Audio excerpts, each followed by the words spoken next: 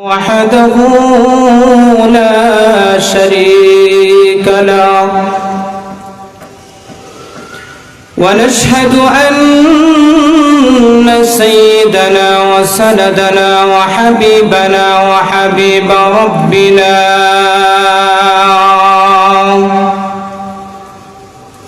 وطبيبنا وطبيب قلوبنا ومولانا محمدا عبده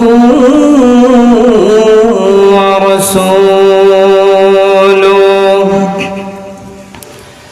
الذي أرسله بالحق بشيرا ونذيرا وداعيا إلى الله بإذنه وسراجا منيرا أما بعد فأعوذ بالله من الشيطان الرجيم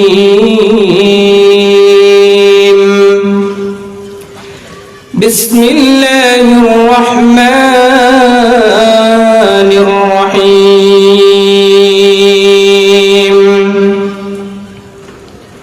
كنتم خير أمة أخرجت للناس تأمرون بالمعروف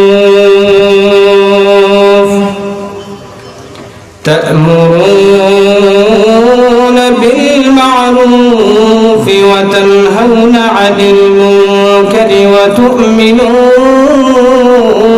بالله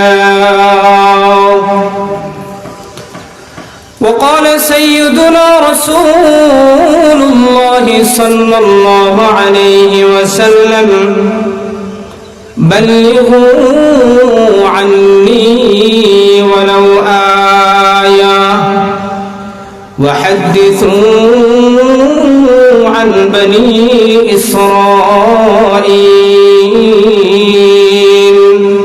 ولا حرج ومن كذب علي متعمدا فليتبوأ مقعده من النار صدق الله مولانا العظيم وصدق رسوله النبي الكريم ونحن على ذلك من الشاهدين والشاكرين والذاكرين والحمد لله رب العالمين شكر محبة درود إبراهيم باتكري اللهم صل على محمد وعلى آل محمد كما صليت على إبراهيم وعلى آل إبراهيم إنك حميد مجيد اللهم بارك على محمد وعلى آل محمد كما باركت على إبراهيم وعلى آل إبراهيم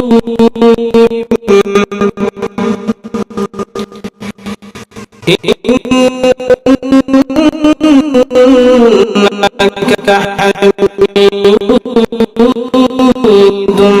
مجيد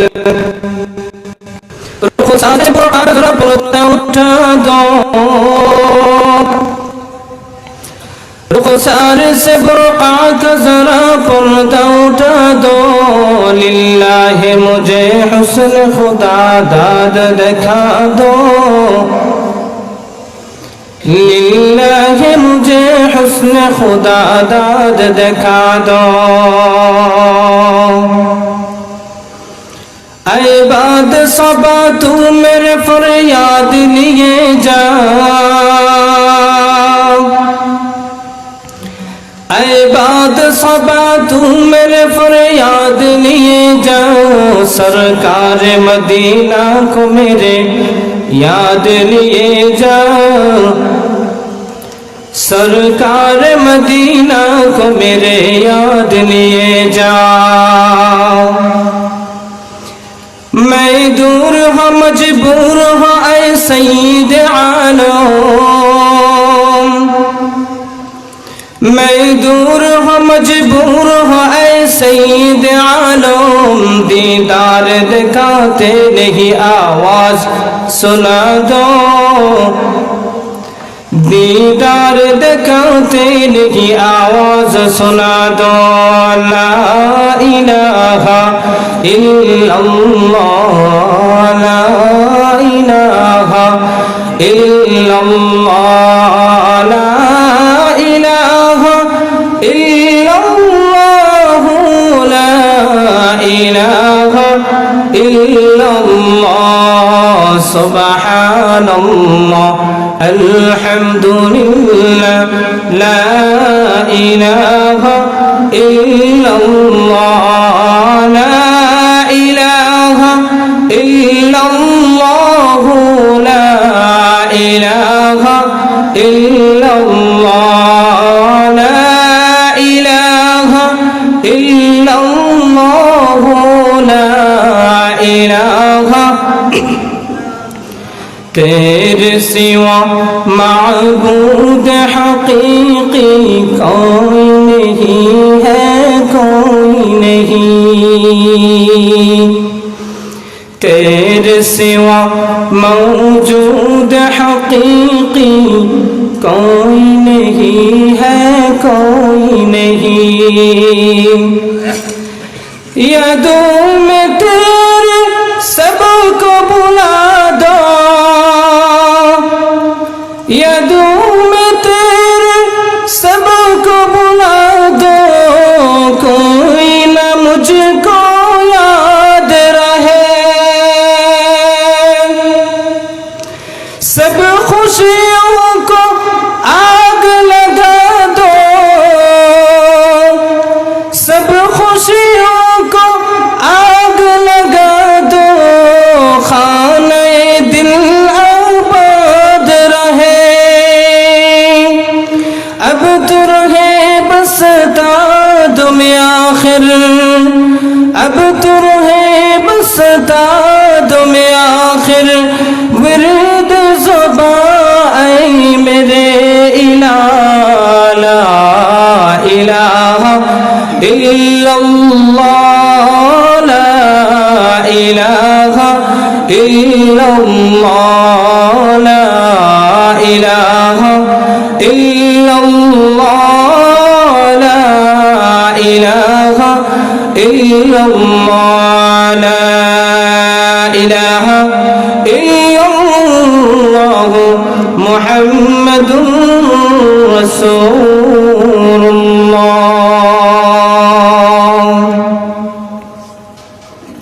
ঐতিহ্যবাহী তাহাফুজুল কোরআন পরিষদ বাঘা পরগনা বাজার কর্তৃক আয়োজিত 2 দিন ব্যাপী তাফসীরুল কোরআন মহাসম্মেলনের আজকে দ্বিতীয় দিনে বর্তমান অধিবেশনে সভাপতির আসনে উপবিষ্ট মুহতারাম সভাপতি, সম্মুখ পারে উপস্থিত দিনদরদি ইসলাম প্রিয় ইমানদার মুসলমান ভাইয়েরা, যুবক ভাবারা, পর্দার আড়ালের অবস্থানরত সম্মানিতা মা ও বোনেরা, শুরুতেই মহান রব্বুল আলামিনের দরবারে শুকরিয়া আদায় করছি যে রব্বুল আলামিন আপনাকে আমাকে আজকের এই মুহূর্ত পর্যন্ত সুস্থ এবং সবল রেখে দুনিয়ার সমস্ত ঝামেলাকে পিছনে ঠেলে দিয়ে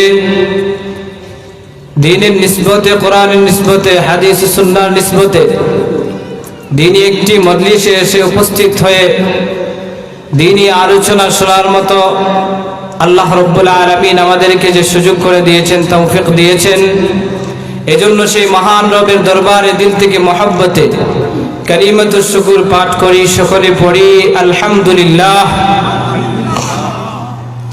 সম্মানিত হাজিরিন, কর্তৃপক্ষের পক্ষ থেকে আমাকে একটা বিষয় নির্ধারণ করে দেওয়া হয়েছে। বিষয়টা হচ্ছে দাওয়াত ও তাবলীগ। এই ব্যাপারে আলোকপাত করার উদ্দেশ্যে কোরআনে কারীমের সূরা আলে ইমরান থেকে এখানে আয়াতে কারীমা আপনাদের সামনে তিলাওয়াত করেছি।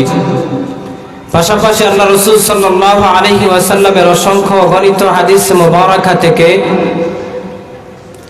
একখানা হাদিস আপনাদের সামনে পেশ করেছি।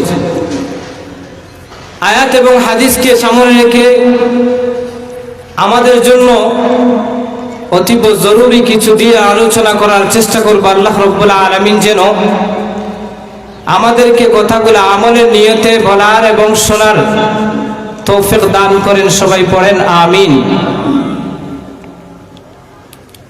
সম্মানিত হাজিরিন,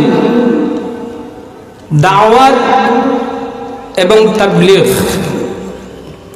শব্দ দুইটা। একটা হচ্ছে দাওয়া, যার শাব্দিক অর্থ হচ্ছে ডাকা, আহ্বান করা। কোন দিকে? আল্লাহর রাস্তার দিকে ডাকা, আহ্বান করা। আল্লাহর দিকে পথ ভুলা বান্দাকে, পথ হারা বান্দাকে আল্লাহর দিকে আহ্বান করা, এটাকে বলা হয় দাওয়া। তাবলীগ, এই তাবলীগ শব্দের অর্থ হলো পৌঁছায় দেওয়া। কি পৌঁছায় দেওয়া? আল্লাহর কথা পৌঁছায় দেওয়া। কার কাছে পৌঁছায় দেওয়া? মানুষের কাছে, আল্লাহর বান্দার কাছে আল্লাহর কথা পৌঁছায় দেওয়া। সম্মানিত হাজিরিন, আল্লাহ রাব্বুল আলামিন দুনিয়াতে তার প্রতিনিধিত্ব করার জন্য যখন আদম আলাইহিস সালাতু ওয়াস সালামকে সৃষ্টি করলেন, সৃষ্টি করার পরে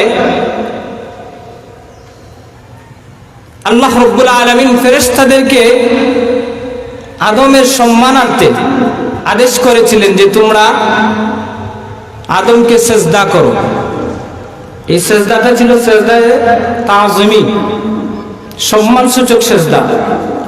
কোরআনে হাকিমের মধ্যে আল্লাহ রাব্বুল আলামিনের বিস্তারিত বিবরণ তুলে ধরেছেন।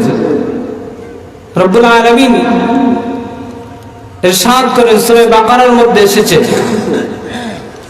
وَإِذْ قُلْنَا لِلْمَلَائِكَةِ اسْجُدُوا لِآدَمَ فَسَجَدُوا إِلَّا إِبْلِيسَ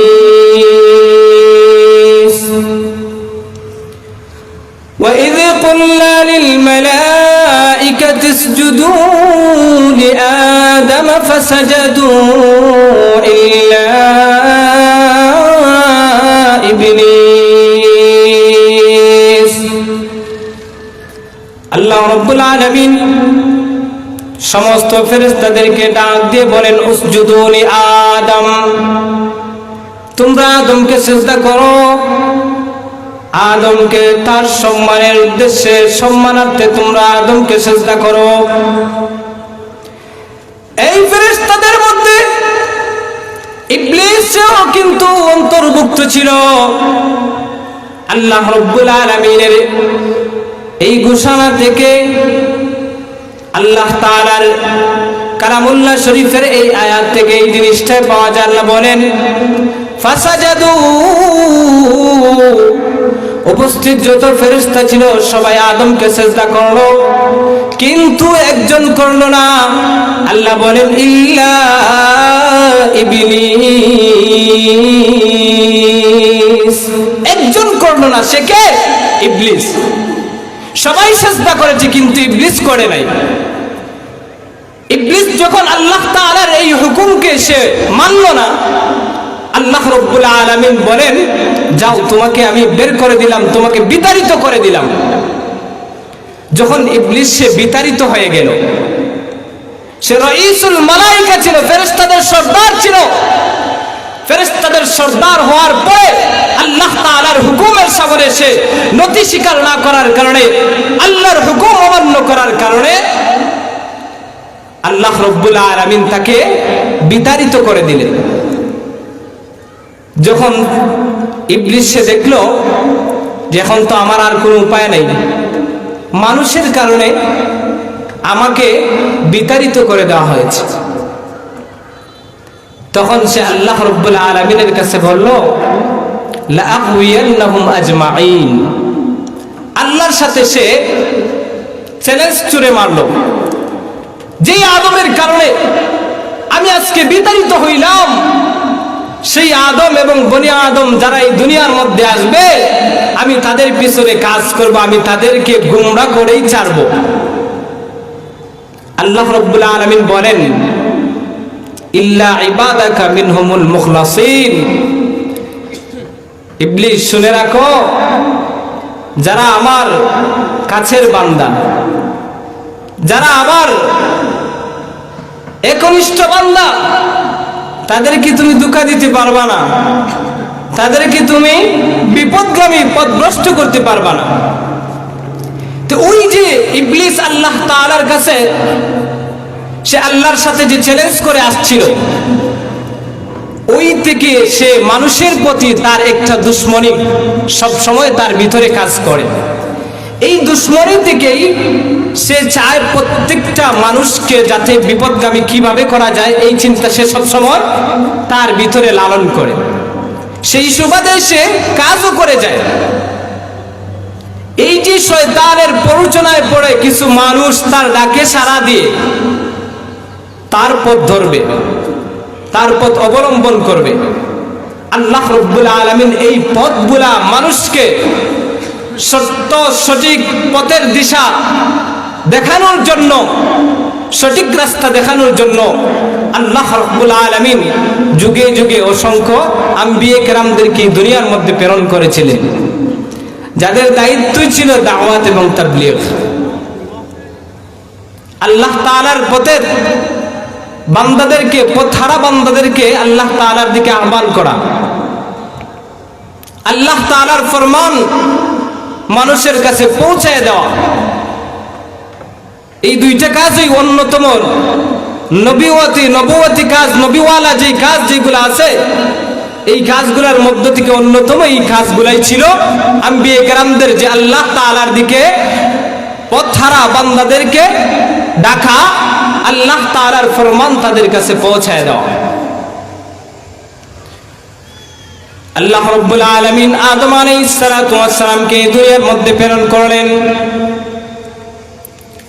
আদম আলাইহিস সালাতু ওয়াস সালামের পরে হযরত নূহ আলাইহিস সালাতু ওয়াস সালামকে দুনিয়ার মধ্যে এরকম ধারাবাহিকভাবে এক এক করে পয়গম্বরদেরকে দুনিয়ার মধ্যে প্রেরণ করলেন।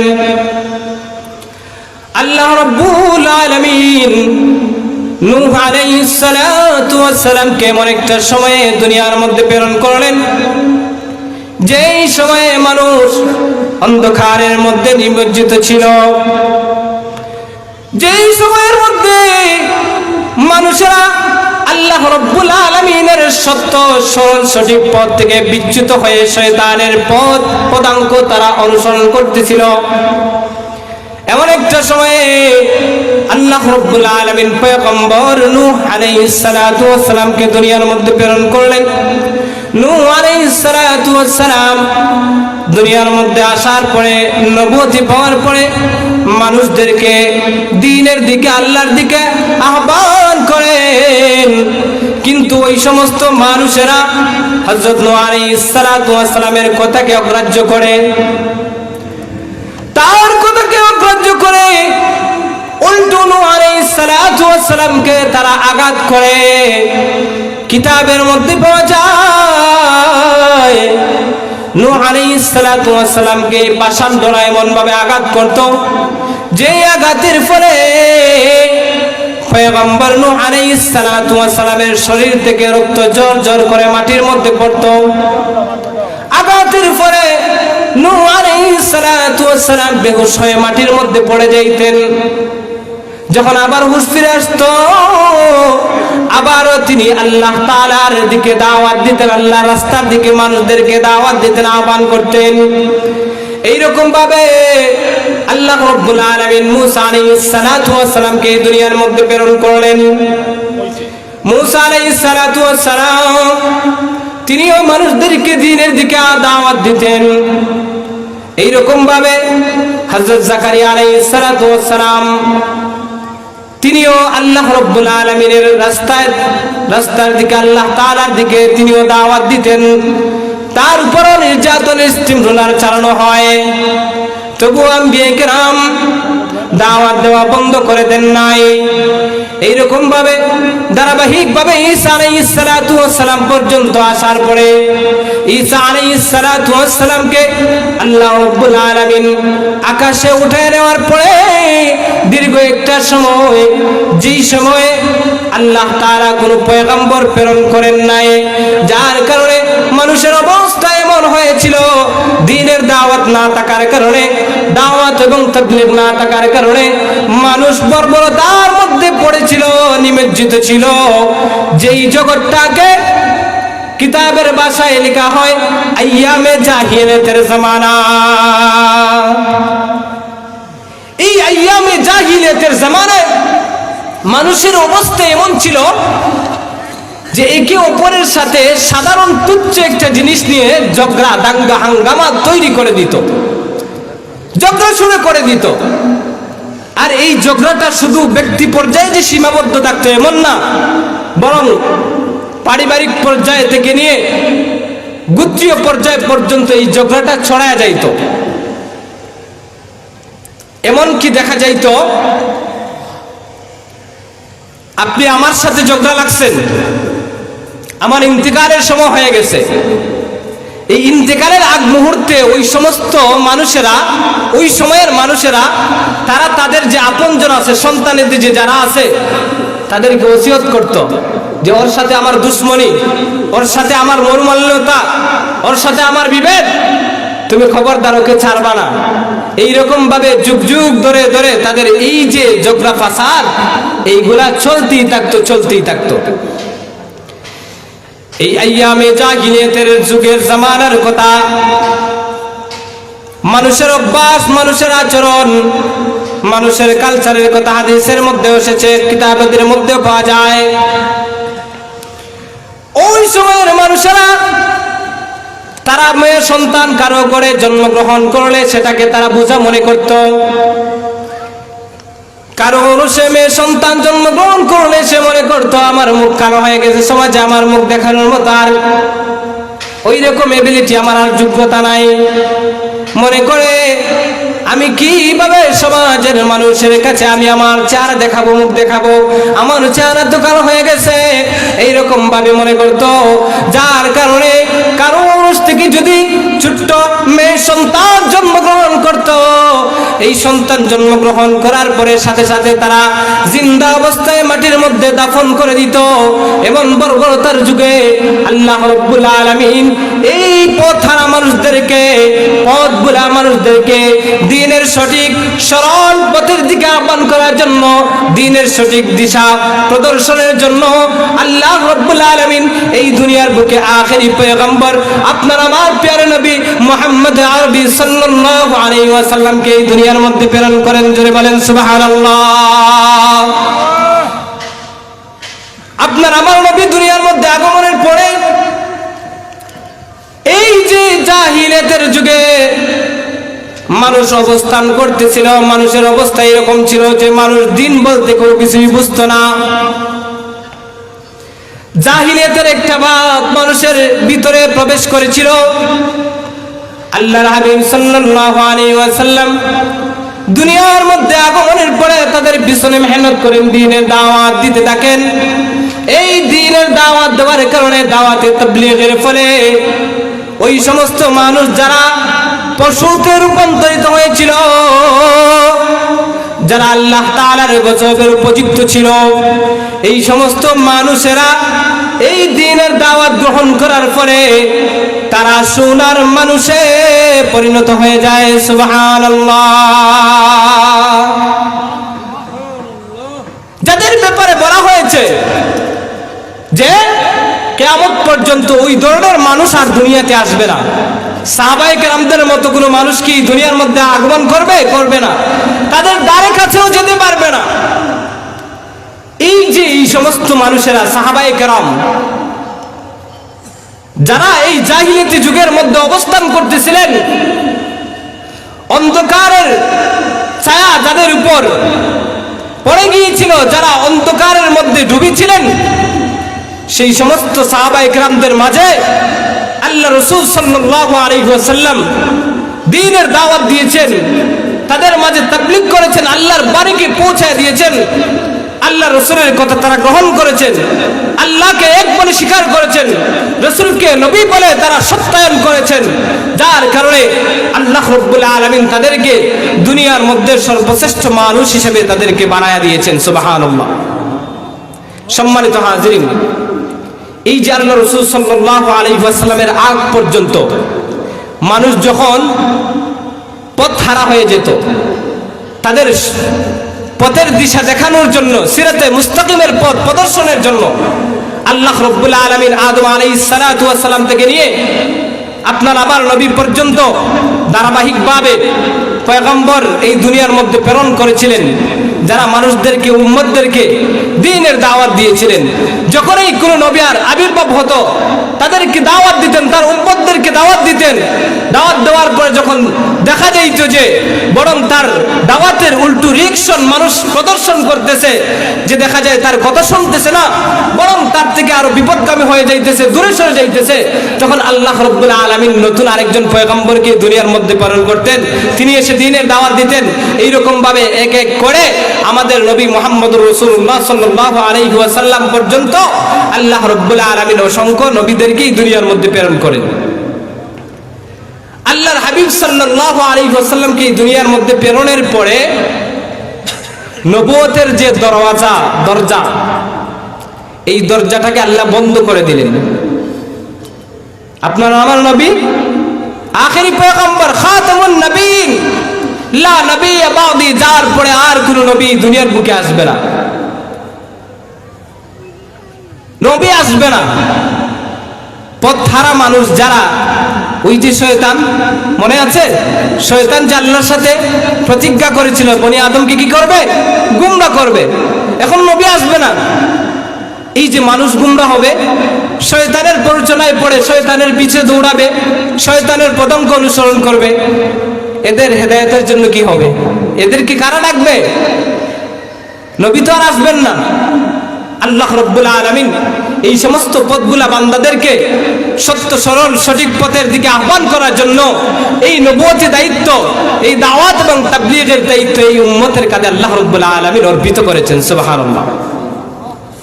আল্লাহ রাব্বুল আলামিন যেই সমস্ত কারণে এই যে আখেরি নবীর উম্মতেরা যারা আছে তাদেরকে যে শ্রেষ্ঠত্ব দান করেছেন, শ্রেষ্ঠ বলে ঘোষণা দিয়েছেন, এর মধ্যে অন্যতম একটা কারণ হলো যে তারা দাওয়াত এবং তাবলীগের কাজ করবে। সুবহানাল্লাহ। আল্লাহ রাব্বুল আলামিন কোরআনে হাকীমের মধ্যে রব্বুল আলামিন বলেন, কুনতুম খায়রা উম্মাতিন উখরিজাত লিন-নাস, কুনতুম খায়রা উম্মাতিন উখরিজাত লিন-নাস তা'মুরুনা বিল মা'রুফ ওয়া তানহাউনা 'আনিল মুনকার ওয়া তু'মিনুনা বিল্লাহ। আল্লাহ রাব্বুল আলামিন বলেন, কুনতুম খায়রা উম্মাত, তোমরাই হলে শ্রেষ্ঠ জাতি। এখানে তোমরা দেখার উদ্দেশ্যই আমাদেরকে বোঝানো হয়েছে। আল্লাহ তাআলা আখেরি পয়গম্বর নবীর উম্মতদেরকে বলেছেন, কুনতুম খায়রা উম্মাত, তোমরা হলে শ্রেষ্ঠ জাতি। আমরা যে এরকম মানুষ, আমাদের পূর্বকার আম্বিয়া কেরামদের যে সমস্ত উম্মতেরা ছিল তারাও কি মানুষ ছিল কি ছিল না?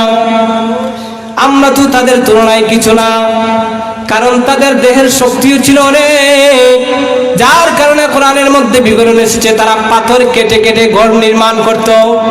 এই যে পাথরের পাহাড় থাকতো, এই পাথরের পাহাড় কেটে কেটে তারা ঘর নির্মাণ করতো, এতটাই শক্তিশালী তারা ছিল। তাদের তুলনায় তো আমাদের কোনো শক্তি নেই বলা যায়। এরপরেও আল্লাহ আমাদেরকে বলেছেন যে কুনতুম খায়রা উম্মাত, তোমরাই হলে শ্রেষ্ঠ উম্মত। আবার দেখা যায় আমাদের দেহ যে অবয়ব আছে, আমরা তো কতটুকু হয়তো বা 5 ফুট 6 ফুট বা 7 ফুটের উপর 6.5 ফুটের উপরে আমরা অনেকেই হই না, কিন্তু পূর্বেকার নবীর উম্মতেরা যারা ছিল তারা আমাদের চেয়ে দেহের দিক দিয়ে মোটাও ছিল, অনেক উঁচু লম্বার অধিকারী ছিল। ওই দিক দিয়েও তো আমরা তাদের ধারে কাছেও না, তবুও কেন আল্লাহ রাব্বুল আলামিন এই উম্মতদেরকে শ্রেষ্ঠ বলে ঘোষণা দিলেন?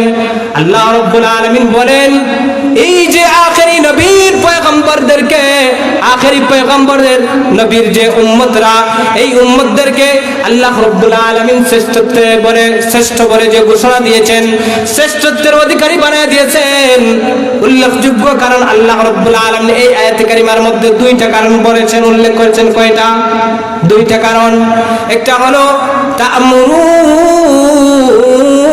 বিল মারুফ ওয়া তানহাউনা আনিল মুনকার। প্রথম নম্বর হচ্ছে তারা আল্লাহর দিকে, মানুষকে সৎ পথের দিকে আহ্বান করবে। আর 2 নম্বর সেটা হলো তারা মানুষকে অন্যায় দেখার পরে, অন্যায় কাজ করতে দেখে তারা মানুষকে বাধা প্রদান করবে। এই যে সৎ পথের দিকে আহ্বান করা, অসৎ পথে বিরত রাখা, বাধা প্রদান করা, এটা কাদের কাজ ছিল? আম্বিয়া কেরামদের কাজ ছিল। এই দায়িত্বটা আল্লাহ রাব্বুল আলামিন এই শেষ জামানার নবীর যে উম্মত, এই উম্মতের উপর আল্লাহ রাব্বুল আলামিন এই দায়িত্বটা দিয়েছেন। এই জন্য এই গুণের অধিকারী হওয়ার কারণে তারা সৎ পথের দিকে আহ্বান করবে, অসৎ পথে মানুষকে বাধা প্রদান করবে। এই উল্লেখযোগ্য 2 গুণের অধিকারী হওয়ার কারণে আল্লাহ রাব্বুল আলামিন এই আখেরি উম্মতদেরকে আল্লাহ রাব্বুল আলামিন শ্রেষ্ঠ উম্মত বলে ঘোষণা দিয়েছেন। সম্মানিত হাজিরিন, এই জন্য এই যে দাওয়াত এবং তাবলীগের কাজ, এটা আপনার উপর নির্ধারিত। আল্লাহ রাব্বুল আলামিন এই দায়িত্বটা আপনার আমার উপর কাঁধে দিয়েছেন। এজন্য আপনি আলিম হন, হাফিজ হন, গায়রা আলিম হন, যেই হন না কেন, আপনি মুসলমান, আপনার দায়িত্ব হচ্ছে আপনিও সৎ পথের দিকে মানুষকে আহ্বান করা, অসৎ পথে মানুষকে বাধা প্রদান করা। দাওয়াত ও তাবলীগের কাজ প্রত্যেকের উপর ব্যক্তিগতভাবে ফরজে আইন। মুসলমান হলে আপনার উপর এই দায়িত্বটা অর্পিত। যেই রকম ভাবে নামাজের বেলায় আমরা জানি, নামাজ আমাদের যারা প্রাপ্তবয়স্ক প্রত্যেকের উপর কি ফরজে আইন, পড়তেই হবে, না পড়লে গুনাহ। ঠিক তদ্রুপ ভাবে এই দাওয়াতের কাজ, সৎ পথে আহ্বান করা, অসৎ পথে মানুষকে বাধা প্রদান করা, এটাও কিন্তু আপনার আমার উপর, প্রত্যেকের উপর ফরজে আইন, সবার দায়িত্ব। আমাদের অবস্থা এমন হয়েছে, আমরা মনে করি এই দায়িত্বটা হয়তো বা মাদ্রাসাওয়ালারা যারা আছে হুজুরদের দায়িত্ব। না না না, আমরা মনে করি হয়তো বা এই যে সৎ পথের আহ্বান করা, অসৎ পথে বাধা প্রদান করা, এটা মনে হয় ইমাম সাহেবদের দায়িত্ব। না না না, বরং আপনি আমি মুসলমান, আপনি আমি আখেরি নবীর উম্মত, আপনার আমার প্রত্যেকের উপর এই দায়িত্বটা হলো ফরজে আইন, সবার উপর এর দায়িত্ব। আপনি এখন আপনার সামনে দেখতেছেন একজন মানুষ অন্যায় কাজ করতেছে, আপনি আপনার সামর্থ্য দিয়ে তাকে আপনি বাধা প্রদান করবেন। এজন্য আল্লাহ রাসূল সাল্লাল্লাহু আলাইহি ওয়াসাল্লাম বলেন, মান রাআ মিনকুম মুনকারান ফালইউগাইরহু বিয়াদিহি। যদি তুমি তোমার সামনে কাউকে অন্যায় কাজ করতে দেখো, তোমার যদি সামর্থ্য হয় যে তুমি হাত দ্বারা তাকে রুখে দেওয়ার, ফালইউগাইরহু বিয়াদিহি, আল্লাহর হাবিব বলেন, তাহলে তুমি তাকে হাত দ্বারা তাকে বিরত রাখো, বাধা প্রদান করো। ফাইল্লাম ইস্তাতি' ফাবিলিসানিহি, হাত দ্বারা যদি রুখে দেওয়ার মতো তোমার সামর্থ্য না থাকে, শক্তি না থাকে, ক্ষমতা না থাকে, আল্লাহর হাবিব বলেন তাহলে তুমি তোমার জবান দ্বারা অন্তত বলে, এই ভাই এই কাজটা করো না, এই কাজটা করো না, এই কাজ আল্লাহর নাফরমানির মধ্যে শামিল, এটা গুনাহের কাজ, এটা করা যাবে না, জবান দ্বারা তাকে বাধা প্রদান করো। আল্লাহর হাবিব বলেন যদি জবান দ্বারাও যদি কথা বলার মতো সামর্থ্য না থাকে, এরকম পরিস্থিতি আসে কি আসে না? সমাজের মধ্যে এইরকম মানুষের আবির্ভাব আছে যে সমস্ত মানুষেরা মানুষের উপর তাদের প্রভাব খাটায়, প্রভাব প্রতিপত্তি খাটায়, যার ভয়ে মানুষ কি করতে পারে না, কথা বলতে পারে না। এই যে সে অন্যায় করতেছে, আপনি যদি তার বিরুদ্ধে বলেন তখন কি মনে করেন? মাটি থেকে একটা পড়বে, সবই তো শরীরের মধ্যে পড়বে। এখন তো তার সামনে দাঁড়ায় জবান দ্বারা বাধা প্রদান করার মতো আপনার সাহস নাই, সামর্থ্য নাই। আল্লাহর হাবিব সাল্লাল্লাহু আলাইহি ওয়াসাল্লাম বলেন ফাবিকলবিহি, তুমি দিলে দিলে এই যে হারাম কাজটা করতেছে এই কাজটাকে তুমি ঘৃণা করো, দিল থেকে ঘৃণা করো। সম্মানিত হাজিরিন, এই যে দাওয়াতের কাজ, তাবলীগের কাজ, এটা কার উপর? আপনার আমার উপর। কে দিয়েছেন? আল্লাহ তাআলা আমাদের উপর দিয়েছেন। সুতরাং এই দাওয়াতের কাজ আপনার আমার সবার জন্য করার দরকার কি দরকার না? সবাই করতে হবে যার যার জায়গা থেকে। আপনি আপনার ফ্যামিলির দায়িত্ববান মানুষ, ফ্যামিলির কর্ণধার, আপনি ফ্যামিলির দায়িত্ব আপনার উপর। এখন আপনার জন্য দায়িত্ব হলো আপনার অধীনস্থ যারা আছে, আপনার বিবি, আপনার সন্তান, আপনার বোন, আপনার ভাই, সে যদি বিপদগামী হয় তাকে এই যে খারাপ পথ থেকে তাকে দাওয়াতের মাধ্যমে ফিরিয়ে আনা, তাকে বুঝায় আল্লাহর রাস্তার দিকে ফিরে আনা। কিন্তু আফসোস লাগে আজকে আমরা অনেক মা বাবা, অনেক ফ্যামিলির দায়িত্ববান এমন আছি, দেখা যায় দায়িত্বশীলরাও গুনাহ করে, আবার সন্তানাদি যারা আছে তাদেরকে সাথে নিয়ে গুনার মধ্যে লিপ্ত হয়। হয় কি হয় না? আমাদের ঘরের মধ্যে টিভি মোবাইল আছে না নাই? টিভির স্ক্রিনে যে বড় একটা টিভির টানায় দিল দেয়ালের মধ্যে, হিন্দি সিরিয়াল দেখতেছে, নাটক সিনেমা দেখতেছে। এই যে এইগুলা দেখা, এগুলা কি সওয়াবের কাজ নাকি গুনাহের কাজ?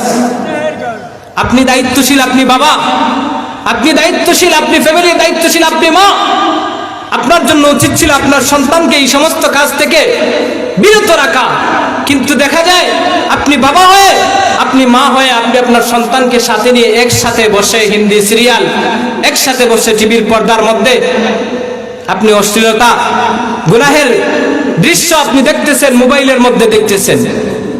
সম্মানিত হাজির, এই জন্য আপনি দায়িত্বশীল, আপনি ঘরের অভিভাবক, আপনার জন্য দায়িত্ব হলো, আপনার জন্য করণীয় হলো, আপনার অধীনস্থ কেউ যদি বিপদগামী হয়ে যায় তাহলে তাকে আল্লাহ তাআলার রাস্তার দিকে আহ্বান করে, তাকে বুঝায়া আল্লাহর রাস্তার সাথে তাকে জোড়াইয়া দেওয়া, এটা হচ্ছে সবার দায়িত্ব। আল্লাহ রাব্বুল আলামিন বলেন উদউ ইলা সাবিলি রাব্বিকা বিল হিকমাতি ওয়াল মাউইযাতিল হাসানা وجادلهم بالتي هي أحسن إن ربك هو أعلم بمن ضل عن سبيله وهو أعلم بالمهتدين الله رب العالمين এই আয়াতে কারিমার মধ্যে দাওয়াইরা দ্বীনের প্রতি মানুষদেরকে কিভাবে ডাকবে, কিভাবে আহ্বান করবে, এর কিছু পদ্ধতি আল্লাহ রাব্বুল আলামিন বাতলিয়ে দিয়েছেন, বর্ণনা করে দিয়েছেন। আল্লাহ রাব্বুল আলামিন বলেন উদউ ইলা সাবিলি রাব্বিকা বিল হিকমা। প্রথম নম্বরে আল্লাহ রাব্বুল আলামিন বলেন তোমরা মানুষকে আল্লাহ তাআলার রাস্তায় আহ্বান করো, আল্লাহ তাআলার দিকে ডাকো বিল হিকমা, হিকমতের সহিত, প্রজ্ঞার সহিত, হিকমতের সহিত তোমরা আহ্বান করো। হিকমতের সহিত কিভাবে?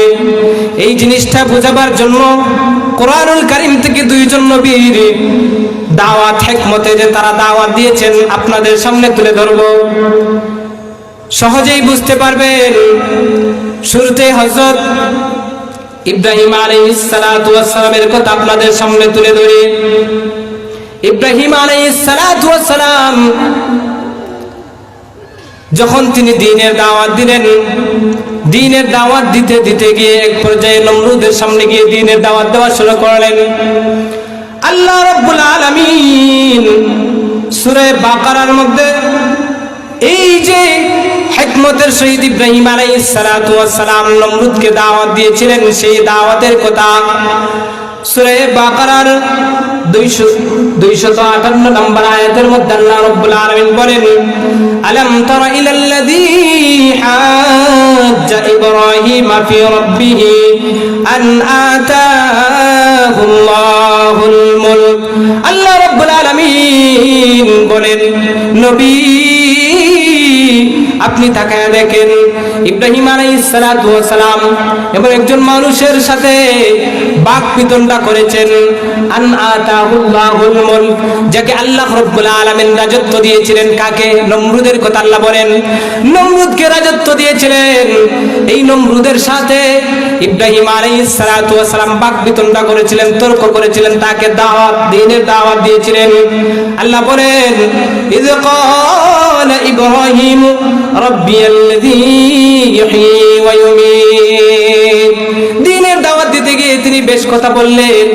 কথার এক পর্যায়ে তিনি বললেন, নমরুদ, আমার রব হচ্ছেন তিনি, যিনি মানুষকে জীবন দান করতে পারেন, আবার মানুষের মরণও দিতে পারেন।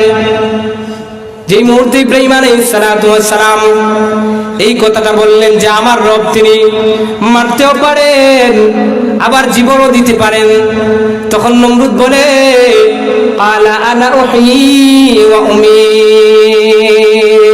সে বলে, ইব্রাহিম তুমি কি বলো, তোমার রব যেটা পারে এটা তো আমিও পারি। জোরে বলেন নাউজুবিল্লাহ।